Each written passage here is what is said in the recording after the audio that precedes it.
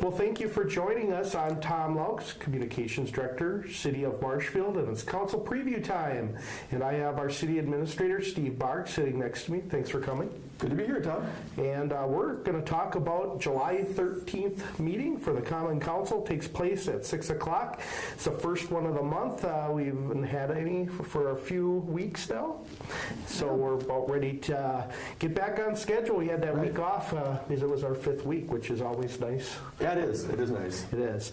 Well, we have a few things. Last night, we're taping this on a Wednesday. When I say last night, that was July 6th. And there was a Public Works meeting as well as a Finance meeting. And we're going to talk about a few of those things that are going to be on the agenda. But first, let's talk about staff updates. There's a pretty good announcement that's coming on by Justin Casperson. Yeah, this is exciting, and I know we've talked about it a lot, but the moment is finally close at hand, Tom. On Friday, July 23rd, the Vandehey Waters Aquatic Center is going to open. The buzz is still strong around the community. People are so excited for this moment. It's a Friday, and at 11 o'clock, there'll be a ribbon cutting and a short presentation, and probably a few speakers. And then 4 hours later, at 3 p.m., the Aquatic Center will open for regular business. So we are now, 2 weeks away from the date and the time that everyone's been looking forward to. I want to again commend all the people who've been part of this. Really quickly, if you don't mind, I'm going to just touch on the amenities, because every once in a while I hear people say something like, well, what's the excitement? We're replacing Hefco Pool. This facility has 3 slides, 2 diving boards, a climbing wall, basketball hoops, full concession stand, family changing rooms, family shelter, game area, just so much, and I didn't even read it all, so many amenities that people are just going to really be enthusiastic when they see it. Yeah, I'm looking forward to that. As everyone probably does know, I have a family, 2 kids, and we actually had a chance to visit Rapids, first time, last weekend. And I think ours is going to be very similar, which is really, really neat. I know theirs was 12 million, and I think ours is 7, so that's a pretty good deal. So I'm looking forward to having it here. I didn't really want to go out of town, so when it's here, we're going to be over there quite a bit. So yeah, look forward to, we'll have that ribbon cutting. We'll cover it for you if you don't have a chance to see it. And some of those amenities along the way we'll bring to our viewers here, Steve, throughout the next couple months. Hopefully it's going to be open a little longer. Think it'll be, or not sure? There is the hope now. I've talked to Justin Casperson, the Parks and Recreation Director, to go as far through August as we can. That's dependent upon making sure that you've got lifeguards and all the employees, and some of them are young people who might be needing to head back towards school. But we're going to try and make as much use of the facility as we can in this summer season. All right. Well, earlier I mentioned that Board of Public Works took place on Tuesday evening, and we were waiting for that bid through the Daniels edition. What happened there? Well, it came in very, very good. We were a little bit nervous, I'll be honest, because we've heard rumors of increasing cost of projects due to inflation. And there's been some inflation creeping up. I know people see this at the gas pump and the grocery store, and it also has made its way into construction costs. But we got 2 bids. We were hoping for more, but they were good bids. The best one was from Earth Incorporated out of Arpin, an excellent company that we've dealt with in the past. Their bid was $843,000. And when you put that together with the other pieces, and then you add on, engineering and contingency, you end up with about just over $1 million, which puts it very, very close to our budget. I think it was just a few $1,000s over what we'd estimated. So it was a very positive bid, and it wasn't something that blew us out of the water in terms of the city subdivision project. So now it will continue to go on to the council. If the council finds it good, Tom, then we'll be starting on building the infrastructure. And again, I think we've talked about this before, but it's anticipated that the street, sewer, water, and those kind of things will take about 3 months to construct. So by later in October, we will have the infrastructure in. We'll be ready to actually complete the lot sales that we've been pre-selling. There's still opportunities if you're listening to us now and want to look at a lot out there. 23 residential lots to the south and west of Lincoln and West 5th Street. Give Josh Miller a call. He's our Development Services Director, or reach out to that department. You bet. I think that's going to be a great addition. We'll see what the council says on that, and we could see it before the end of the year. Maybe even a home or 2 started, because a lot of the contractors do work fall into the winter, liking to get their foundation in, because they can build in the winter nowadays. They can, and I can't emphasize again, if I can do this one more time, Tom, how important this is to our overall economic development. Some people might be thinking, okay, 23 lots, okay, whatever. But we've heard so much from the business community and others saying that, people have not been able to find places to build. Companies want to come here, they want to expand here, but they need opportunities for families to locate and have the kind of homes they want. So this is one project that's really going to help on that. We're looking at others, of course, but it's really going to help move the ball forward. You bet. Well, 715-486-2016 is building services or development services now, they call it, right? So they can call if they have any interest in that land to ask for Josh Miller, or they'll get you in touch with him. So, yep. All right. There was another piece in the consent agenda that we wanted to talk about. Possibly evaluate a shared site for the garage. Yeah, we've been talking for quite a while about possibly relocating the Public Works garage out of downtown. And as you and I have said before, Tom, and it's pretty obvious, if you started a city, today from a blank piece of land, you wouldn't put a Public Works garage downtown. That's where you want your business community, maybe some other types of housing that might fit well with that, but not a property that has outside storage of snow plows and trucks and those kind of things. But the problem is the cost, just like the problem with doing renovation and upgrade and expansion of the police department. It's all about the dollars. What can we afford with all the projects we've done lately? There has been an opportunity brewing for a little bit. Dan Kinect, our Public Works Director, who does a great job, has been in conversations with Wood County about whether or not we'd be able to have a shared facility on South Galvin Avenue that would fit both their needs and ours. And it might provide for a reduced cost for us rather than building our own site on our own. So the first piece of that is getting a consultant to work with us and take a look about what would it take. Right now you look at this property, it's 17.9 acres, just north of 29th Street on Galvin, so it's got a lot of size to it. But you have to look at the city's needs, the county's needs, and figure out whether or not something like this is workable and if sharing is effective. The company we're looking at is Barrientos. They're a company that we've looked at before. They've helped with discussions we've had about building a new site for the street division on its own. But what we want to do now is enter into a contract with them. The total cost would be about $29,000.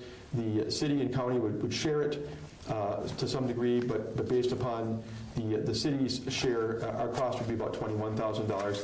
But after that study is done, Tom, we'll have a good sense of whether or not this is workable and something that both sides want to pursue together. Okay, so this doesn't give any green light of any building. This is just to see if it's feasible. Yeah, and I know sometimes people look at government and they say, boy, it's a long process. But really, you don't want to spend a lot of time looking at design and engineering unless you know whether or not that property can accommodate the two needs in a way that works for both parties. And that's what good consultants will do. Barrientos is an excellent consultant. They've come highly regarded to us, and like I said, they've helped us in the past. We look forward to them doing this study if the council will give its blessing.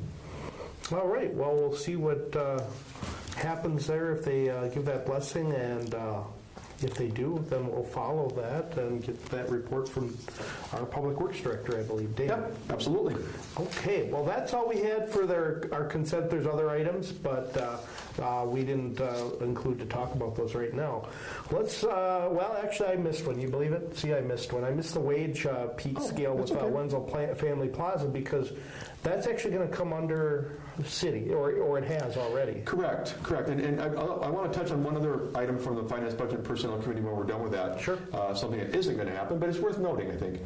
Anyway, yeah, Nikki Anderson is the coordinator for Wenzel Family Plaza, has been for a couple of years, does an excellent job of bringing concerts and special events to that great facility downtown.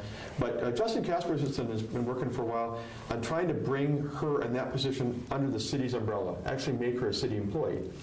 And I think we touched on this a little bit before. Some people at home might be thinking, why? Why do we want to do that? Well, it's been under the umbrella of Main Street, and there's been kind of an arrangement that doesn't always maybe work perfectly. And so much of what happens at Wenzel Family Plaza, Tom, is city. We do the maintenance. We're involved in so much of it anyway. It seemed to make sense to bring that position under the city's auspices, if you will. So I think back in late May, Justin brought it to the council conceptually and said, hey, look, new idea. The EDB funds 40% of the position. The Visit Marshfield, formerly the CDB, funds 40%. City funds 20% and is responsible for oversight of this person. And the council thought that was good. But the next step was to get a pay scale. What do we pay this person? If they're a city employee, we can't just go with what they're making now. We have to compare all the duties and responsibilities to the other jobs in the city. So we send it out to McGrath. They do our review. They've come back with a proposed pay scale. It's pay grade 129, which means nothing to anybody watching us right now. But it sets a minimum and a maximum for the job and tells how you would progress as you improve and do a better job over time. And the Finance, Budget, and Personnel Committee thought it was reasonable. So that's going to go to the council. Now, if the council, Tom, embraces this and says, yeah, that seems like a fair pay range, the next step would be to, I think, believe, and I don't know exactly how this is going to play out on agendas, but cement the idea that we're going to do this effective sometime around the first of the year. That's the plan that Justin Casperson has. There's still a number of issues and hoops to be worked through, but we're on the way to where that looks like it may be the expected plan going into 2022. All right. Well, we'll see what happens in that piece on consent. Was there another piece that you wanted to Well, I just want to touch on the fact that if you follow our agendas, which I don't know if some of you do watching us right now, but there was an item on the Finance, Budget, and Personnel Committee agenda that's kind of been bubbling up for a little while. I've heard a little bit about it. Some members of the council, seeing what Nick Paschal has been doing as the council president, and not just that he's done it for a few weeks, but the thought now it's going to be a year until our next election of a mayor in April of 2022, threw out the idea that maybe he ought to get a little bit more money for the extra things he's doing. And he does have office hours from 10 to 1 on Tuesdays. If you're watching us, feel free to contact us and set up a time to meet with him or stop by and try to catch him on Tuesdays. But he's also doing some other things, and Nick just does a great job. I can't say enough for how he's been filling in. And Tom Witzel before him when we had some issues back in the earlier part of the year. But talking with the city attorney, Hap Wolfram, just hours before the meeting, it hadn't dawned on me, but Deb Hall, the city clerk, had brought it to my attention. Can you do that? Because the standard rule of thumb is you can't vote yourself a raise. So the council voted themselves and said, look, right now we're making this much money. We think everybody in the council ought to make this much money now. They ought to get $500 more per year. Well, if they voted for that, Tom, it couldn't take effect until everybody had been reelected. You can't vote yourself a raise while you're that person, but in a couple of years it could take effect. So it's the same thing here. Even if it was a nominal amount of money we wanted to give Nick for his extra efforts, we can't do that right now. What we can do, though, is if the council's interested, and I'll bring this forward later, they could give the council president some sort of additional pay, probably fairly nominal, but in normal times, going out to 2023 maybe, just for the fact that they run the meetings when the mayor's gone, they take on some duties in his absence, his or her absence. But right now, there's nothing that can be done. Right, because we'll always have a council president, even when whatever we get a mayor. Most likely, I would believe. I guess we're going to go on to another topic that has to do with forms of city government. Maybe there's a change I don't know here at this moment. You can kind of tell me. I think you always have a council president regardless of council. Even if so why don't we just go right into that presentation that's coming from our League of Wisconsin Municipalities, which we're a member of, and maybe you can even tell what is the League to the viewers. Yeah, the League of Wisconsin Municipalities, it's a dues-paying organization. We pay dues, as do other cities and villages. They work on behalf of cities. They talk to legislators down in Madison. They lobby for laws that are beneficial to the state's municipalities, everything from shared revenue to all sorts of things that are of importance to us here at the local level. But they also provide information and they provide presentations. They have annual conferences for city officials on recent laws and policies. In this case, we're lucky to have the top two officials from that organization. Jerry DeShane is the executive director, and Kurt Witinsky is the deputy executive director, I believe is his title. They're going to be here in person on July 13th, and at the request of the council, they're going to talk about the various forms of government.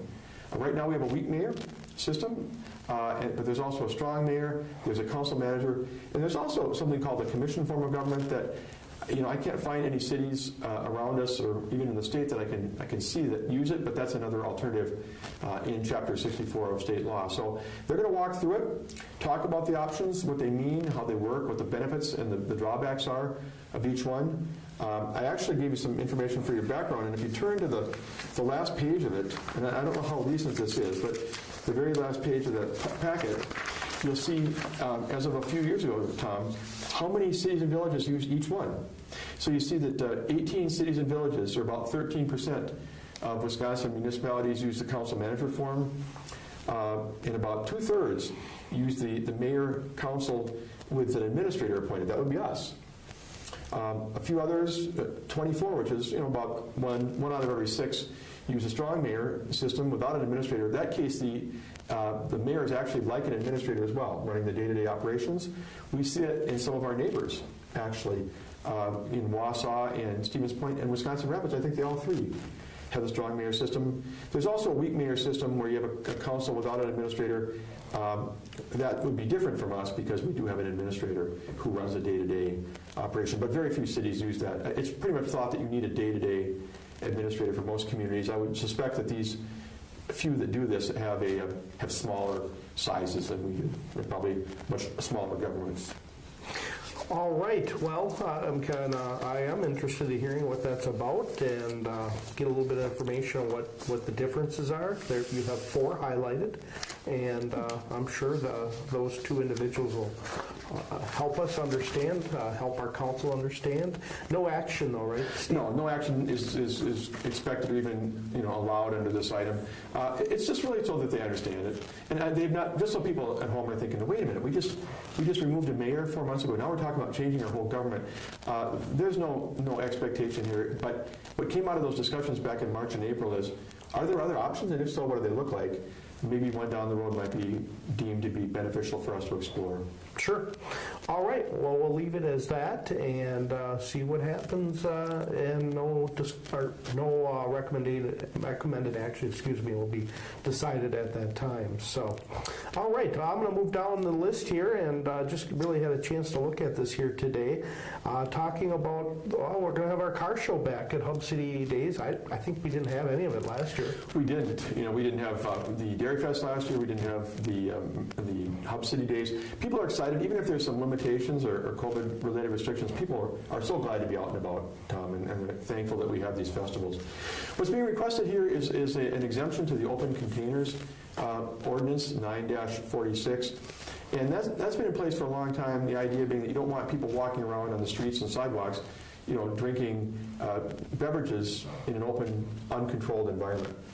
Well, a couple of years ago, we started getting some requests from downtown. They wanted to have a wine walk or something of that nature, and it was a pretty small, pretty tame event during the day.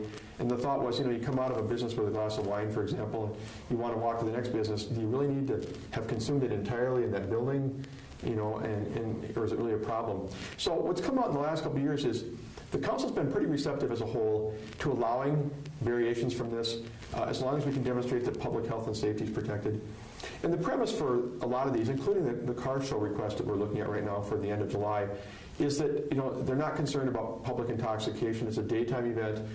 There's going to be police out there, and you keep a close eye on it. I don't think you'll ever start seeing open containers allowed in certain types of settings.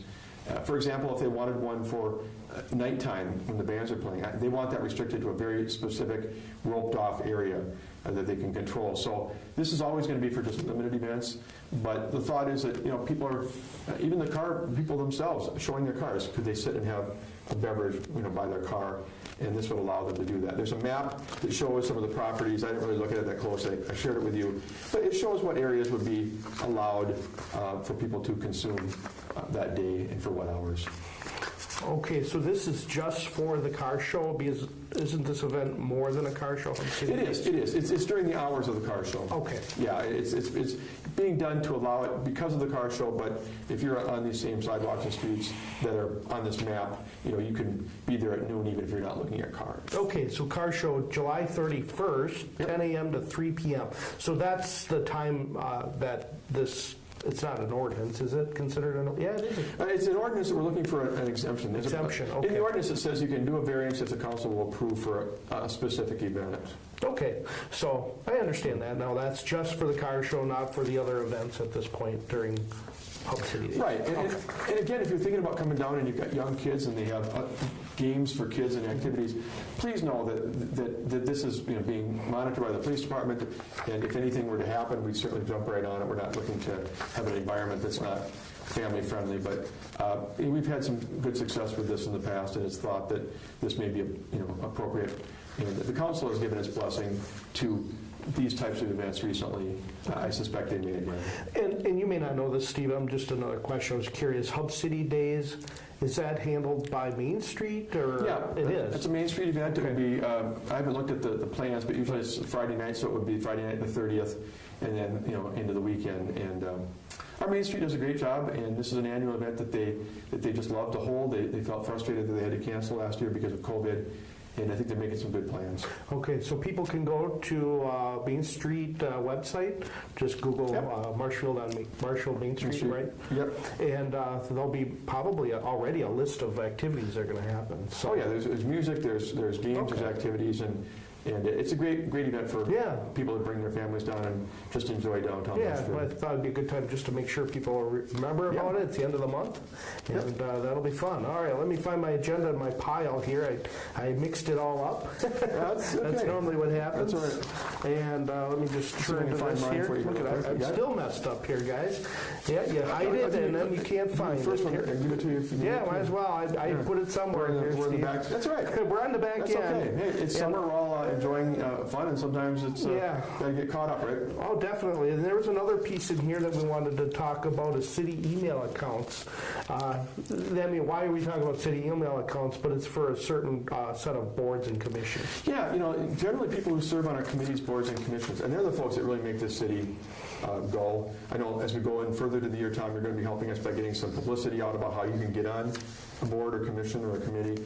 But because we've had some recent issues that have been sort of publicly discussed, and the idea of open records. Well, what if I'm on a commission and somebody wants to see all the records that I've been involved with, my emails and everything else? They're going to look at my personal email from my personal computer and my phone. So some of those folks have wanted to have a city email account the same way as city staff do. So we thought, well, it's not appropriate for all committees. I don't think a lot of them need it. But if you have some specific responsibilities, statutory authority apart from the council, it probably makes sense because your records might be looked at someday for you to be able to have it, part of city email. And that way our technology director can retrieve the emails. You don't have to go back and dig through every email you might have written about something. And so recommending it for 4 of our governmental bodies, Tom. They are the Economic Development Board, Ethics Board, Fire and Police Commission, and Plan Commission. All 4 of those have pretty significant responsibilities, and we think it might be appropriate. The cost is pretty limited. It'd be a one-time expense of getting licenses and then an annual fee. So it'd be roughly $3,000 for the first year and then $1,000 after that. And, I know money is money, but we want the people who serve on our committees and commissions and boards to feel that, that we're doing what we can to support them because they're putting a lot of time and energy into us. Okay, well, we'll see where that goes and find that out on next Tuesday. Last thing here, Steve. We're going to go into closed session. There's a few things on there, but there was one thing you mentioned, you would kind of mention a little bit that you can, is this request to purchase residential lot in Daniel's edition. That's that new edition again? Yeah, when we went through this back in May, Josh Miller did an outstanding job presenting this to the council, and he walked through everything that we're looking for in the pre-sale agreements and the ultimate sale of these 23 lots. And there's requirements. They talk about the size of the house, depending upon whether it's 2-story or whatever it is, and we're looking for a basement. We're looking for different things to be present. We're certainly looking to get some good homes out there that we feel have helped make it worth our investment. The city's investing a lot of money into this, so we want to get our tax value out of it as well and see some quality construction. Well, we've already had a few people come to us and say, I'd like to buy one of those lots, but boy, I'd like a little bit of a variance. Normally you say it has to be this, and I wonder if you'd be willing to accept this. Not that they're trying to construct dog houses out there and call them homes. They're looking to put up nice structures, but for whatever the reason, what they're looking to do or hoping to do, it doesn't exactly meet the specifications. So I'm saying this because maybe if you watched our agenda, some people at home might do that. This, I think, is the 3rd straight meeting where we've had an item like this on the agenda, and probably wondering what's going on. Is there some arguing going on between citizens, builders, and city staff? There really isn't. It's just a matter of the fact that if someone wants to do something different than we spec'd out, it's an individual thing that the city would look at. And really we're trying to hold as best we can to not doing much of this. because we're trying to have the best quality development we can, but who knows, somebody might come up with something once that has merit and we'd be willing to consider it. So there's an issue of that nature that's come up again. That's what this item is about. I can't talk specifically about anything with the request, but those are the kind of things we've heard in recent weeks. But again, I want people to know if they're interested in buying a lot out there, please contact the city's development department. Tom gave the contact information earlier, or go to our website and let it be known that you're interested in buying and building out there. Exactly. It's a good opportunity for anybody that's looking to build a brand new home in the city. There's not a lot of lots always available anymore. I think that's normal in a lot of cities, but we have that availability. So if there were lots of lots, yeah. If there were an abundance of lots, we wouldn't be trying to incentivize them. It's the fact that we've been led to believe, and I think rightfully so, that there aren't many. We need to have places for people who want to move here and live here. All right. Well, that's what we had marked on the agenda, unless there's any other pieces. There's a few other things, but they're relatively pretty small, right? Yeah, I think we're still in kind of roughly a quiet period. Pretty soon we're going to be heading into the budget and other things. But anyway, there's some issues to be covered. I'm mostly interested among the things on this agenda is just hearing from our folks down in Madison. They do a great job for us, Jerry and Kurt, and looking forward to their take. Maybe while they're here, they'll comment on a couple of other things going on, briefly, although the agenda doesn't call for that. But we're very grateful to be represented by the League. All right. Well, we'll look forward to those two individuals coming by, and you can watch us live on our YouTube channel. You can go to the city website, ci.marshfield.wi.us.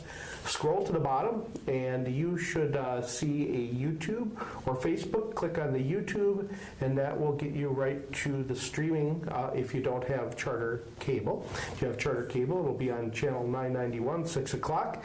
And soon we'll have another option that I'll let you guys know is probably our next council preview program that they can watch online or on an over-the-top device.